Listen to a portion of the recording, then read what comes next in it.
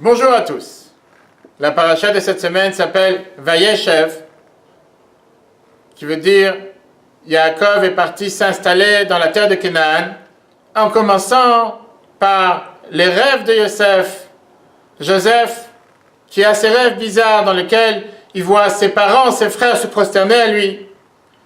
L'amour particulier que Jacob a envers son fils, son plus jeune fils, Joseph, la haine qui se développe des frères envers ce plus jeune petit frère, Yosef, jusqu'à vouloir s'en débarrasser de lui en le jetant dans un puits plein de serpents, scorpions, avec une volonté pure de vouloir le tuer.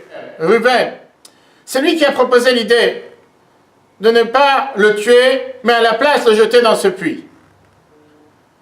Il avait ici une bonne intention, en se disant qu'en attendant leur colère va s'apaiser, va se calmer, et qu'après il viendra le sortir du puits et le ramener à son père. Sauf qu'en attendant, Rouven a disparu, et les frères, en voyant des commerçants, des passants, se diriger vers l'Égypte, se sont dit, pourquoi le laisser ici? Qu'est-ce qu'on va gagner dans l'affaire? Autant le sortir et le vendre à ces commerçants qui deviennent esclaves. Pourquoi n'était-il pas présent lors de cet échange, quand ils l'ont fait sortir du puits pour le vendre à ces passants où il est devenu esclave, etc. Rashi, commentateur du Chumash, nous donne une des raisons qui est que ce jour-là, Ruben était occupé à faire tchouva, à se repentir, à réparer les fautes qu'il a faites dans le passé, particulièrement des erreurs qu'il avait commises envers son père, Jacob. Le rabbi, à de nombreuses reprises, essaye d'analyser le personnage. Ruben, puisqu'il était occupé en faisant une mitzvah de réparer les erreurs qu'il a commises dans le passé, n'était pas présent au moment de la sortie de Joseph du puits pour être vendu en tant qu'esclave à des passants vers l'Égypte. À cause de ça, il a été jeté en prison en Égypte pendant 12 ans. Bien sûr qu'après, il est devenu le vice-roi d'Égypte, mais la finalité, l'exil en Égypte, 210 ans d'esclavage, a commencé à partir de ce point-là. Bien sûr que la tchouva, regretter, réparer les erreurs du passé, c'est énormément important. Mais ça dépend à quel instant. Ça dépend quand. Quand il y a un devoir de sauver une vie, la tchouva peut attendre. Ruben avait bien sûr raison de réparer son passé.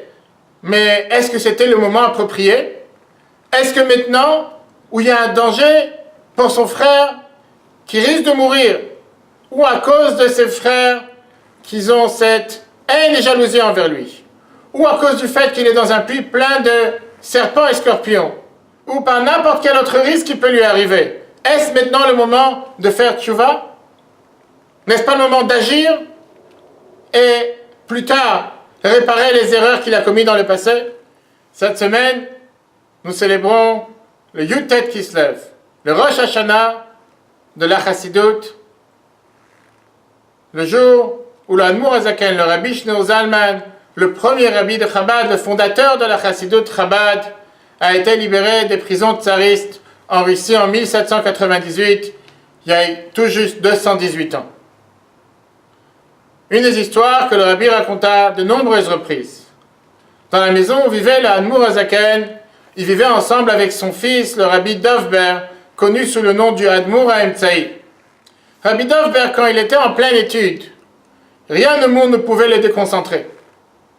Une fois, l'Admour Hazaken, son père, qui se trouvait au premier étage, il entendit dans la maison un bruit d'un bébé en train de pleurer. L'Admour Hazaken, descendu du premier étage vers le rez-de-chaussée, pour aller reprendre le bébé, le remettre dans son berceau, l'embrasser et le recouvrir. Il est reparti au premier étage, et son fils, le rabbi Dovber, qui était en train d'apprendre, ne s'est rendu compte de rien, ni des cris du bébé, ni de son père qui est descendu du premier étage pour le remettre dans son berceau, et ni du retour de son père vers le premier étage. À un moment propice, le Admour Hazaken, le Rabbi Shneur Zalman, est venu réprimander son fils, en lui disant que malgré toute concentration, la plus haute, la plus importante, la plus forte dans l'étude de la Torah.